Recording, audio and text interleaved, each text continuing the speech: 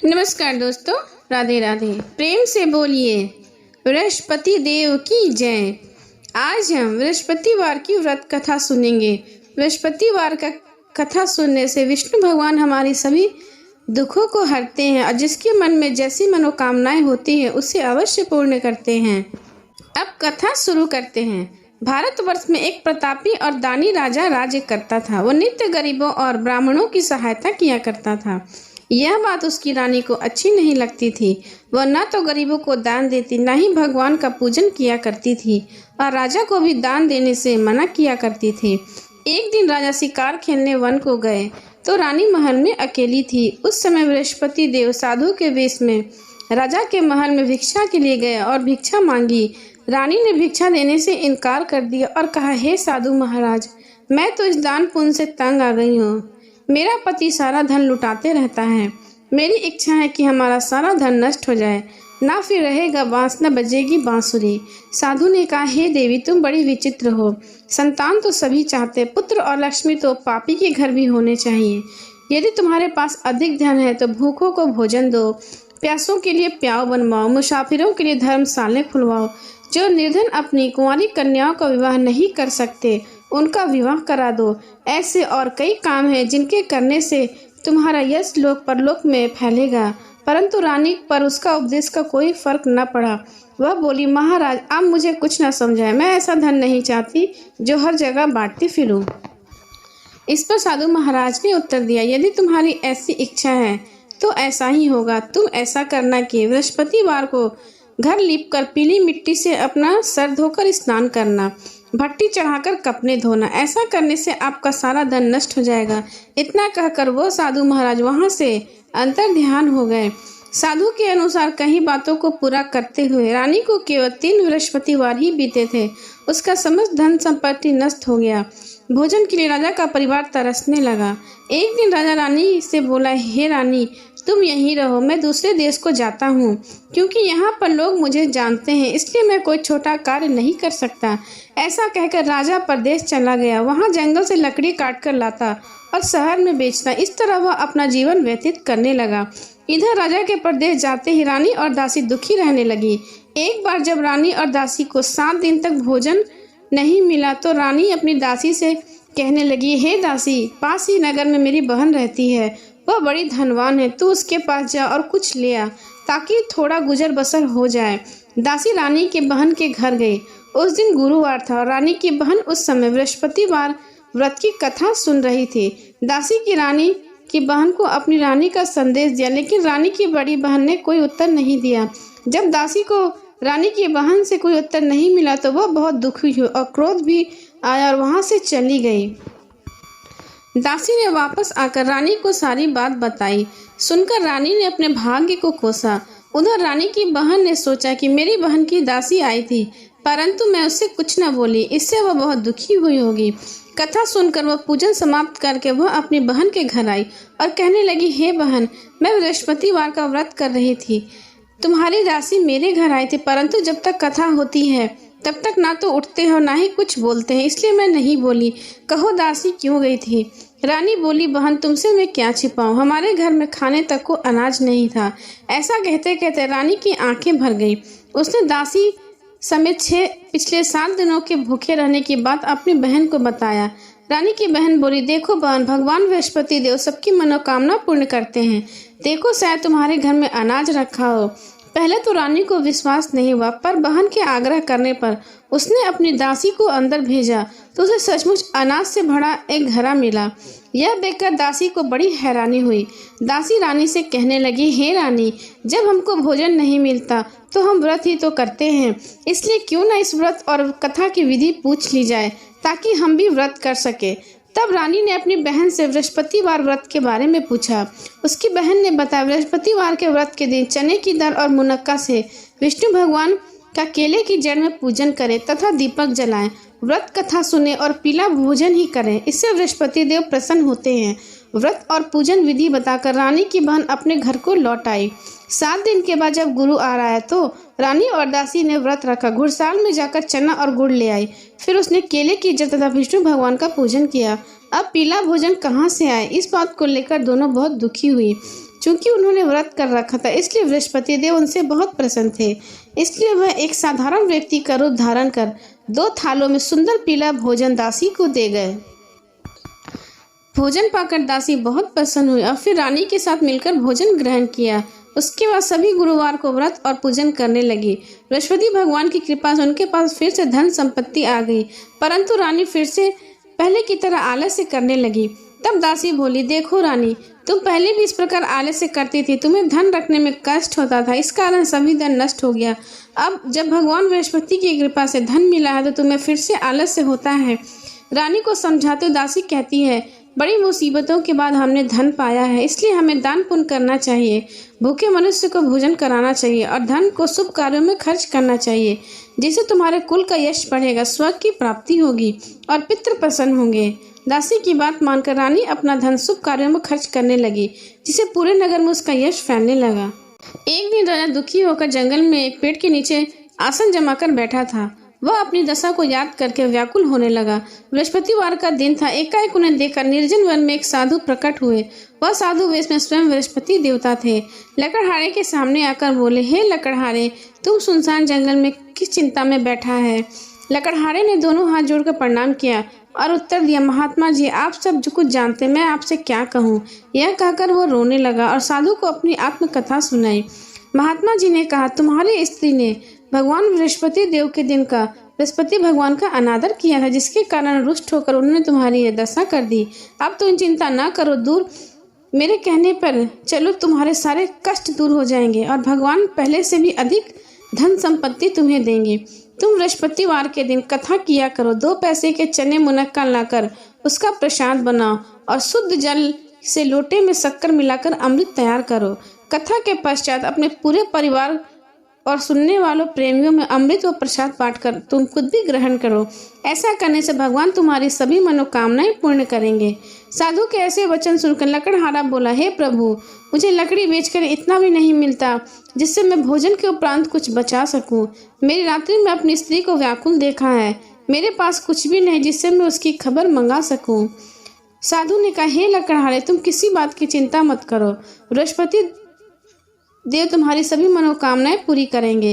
बृहस्पतिवार के दिन तुम रोजाना लकड़ियां लेकर शहर को जाओ, तुमको रोज से दुगना धन प्राप्त होगा, जैसे तुम भली भांति भोजन कर लोगे तथा बृहस्पति देव की पूजा का सामान भी आ जाएगा। इतना कहकर साधु वहां से अंतर ध्यान हो गए। धीरे धीरे समय व्यतीत होने लगा। फिर वही बृहस्पतिवार का दिन आया। लकड़हारा जंगल से लकड़ी काटकर किसी शहर में बेचने गया।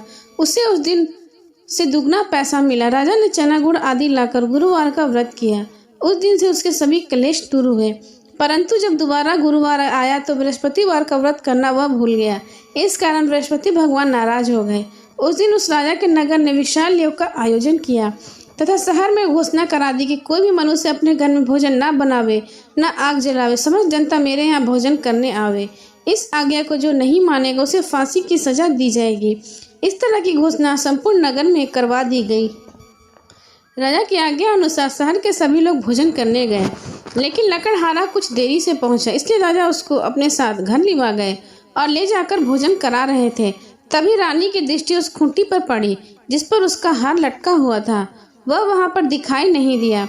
रानी ने निश्चय किया कि मेरा हार इस मनुष्य ने चुरा लिया है। उसी समय सिपाहियों को बुलाकर उसको कारागार में डलवा दिया। जब लकड़हारा कारागार में पड़ गया और बहुत दुखी होकर विचार करने लगा कि ना जाने कौन से पूर्व जन्म के कर्म से मुझे यह दुख प्राप्त हुआ है, और उसी साधु को याद करने लगा जो जंगल में मिला था। उसी समय तत्काल बृहस्पति देव साधु के रूप में प्रकट हुए और उसकी दशा को देखकर कहने लगे, अरे मूर्ख, तूने बृहस्पति देव की कथा नहीं करी, इसी कारण तुझे दुख प्राप्त हुआ है। अब चिंता मत कर, बृहस्पतिवार के दिन कारागार के दरवाजे पर 4 पैसे मिलेंगे, उनसे तो बृहस्पति देव की पूजा करना, तेरे सभी कष्ट दूर हो जाएंगे। बृहस्पतिवार के दिन उसे 4 पैसे मिले। लकड़हारे ने कथा की। उसी रात्रि को बृहस्पति देव ने उस नगर के राजा को स्वप्न में कहा, हे राजा, तुमने जिस आदमी को कारागार में बंद किया है वो निर्दोष है, वह राजा है, उसे छोड़ देना। रानी का हार उसी खूंटी पर लटका है। अगर तू ऐसा नहीं करेगा तो मैं तेरे राज्य को नष्ट कर दूंगा। इस तरह रात्रि में स्वप्न को देखकर राजा प्रातःकाल उठा और खूंटी पर हार देखकर लकड़हारे को बुलाकर क्षमा मांगी तथा लकड़हारे को योग सुंदर वस्त्र आभूषण देकर विदा किया। बृहस्पति देव की आज्ञा अनुसार लकड़हारा अपने नगर को चल दिया। राजा जब अपने नगर के निकट पहुंचा तो उसे बड़ा आश्चर्य हुआ।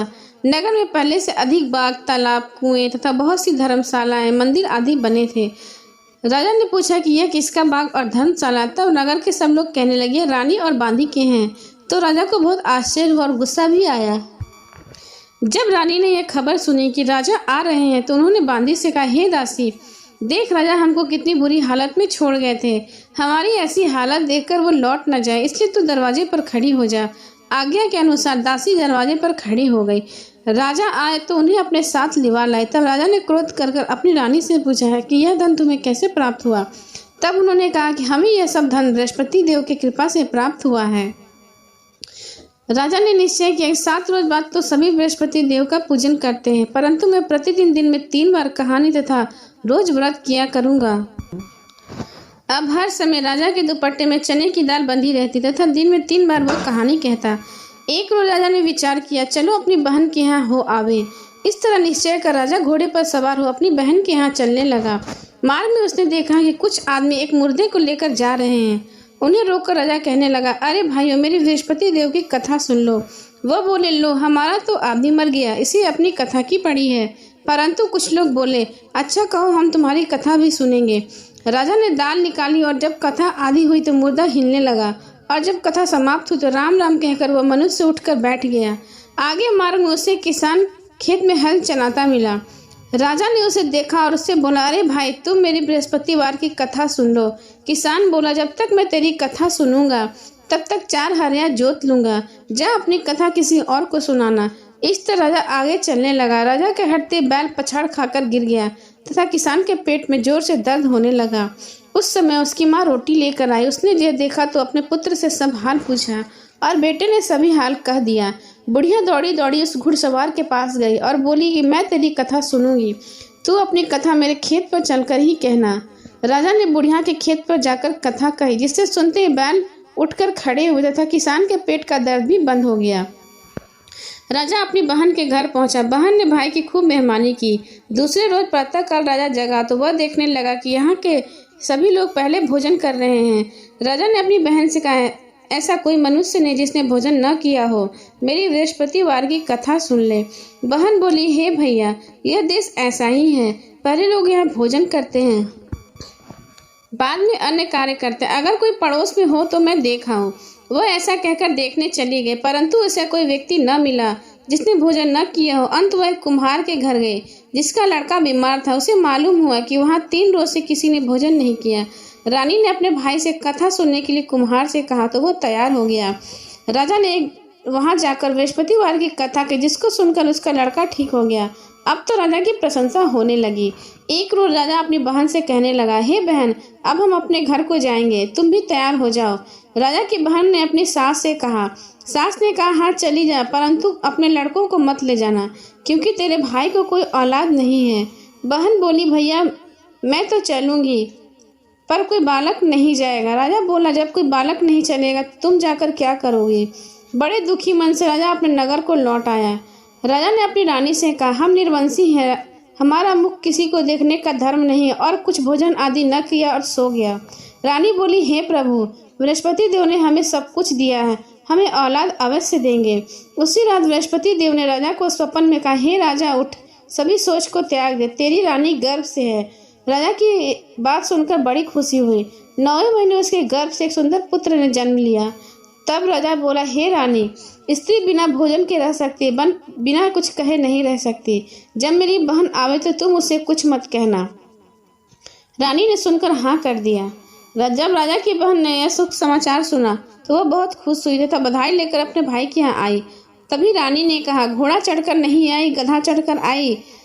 राजा की बहन बोली, भाभी मैं इस प्रकार न कहती तो तुम्हें औलाद कैसे मिलती? बृहस्पतिवार देव ऐसे ही हैं, जिससे जिसके मन में जो कामनाएं होती हैं वो सभी को पूर्ण करते हैं। जो सद्भावना पूर्वक बृहस्पतिवार का व्रत करता है एवं कथा पढ़ता है अथवा सुनता सुनाता है, बृहस्पति देव उसकी सभी मनोकामनाएं पूर्ण करते हैं।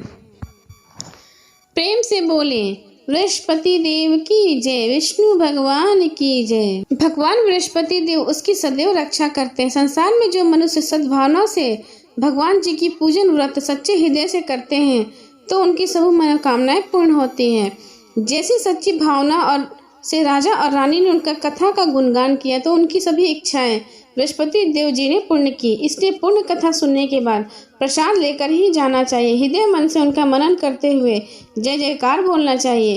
बोलो बृहस्पति देव की जय, भगवान विष्णु की जय।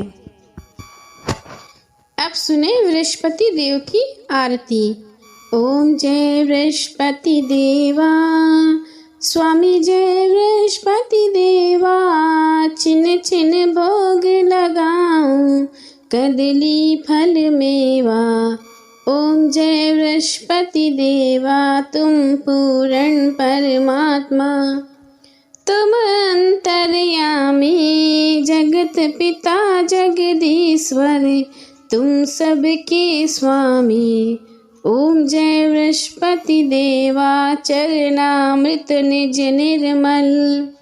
सब पातक हरता, सकल मनोरथ दायक, कृपा करो भरता। ओम जय बृहस्पति देवा, तन मन धन अर्पण कर। जो जन शरण पड़े, प्रभु प्रकट तब होकर, आकर द्वार खड़े। ओम जय बृहस्पति देवा, दीन दयाल दयानिधि, भक्तन हितकारी, पाप दोष सब हरता, भव बंधन हारी।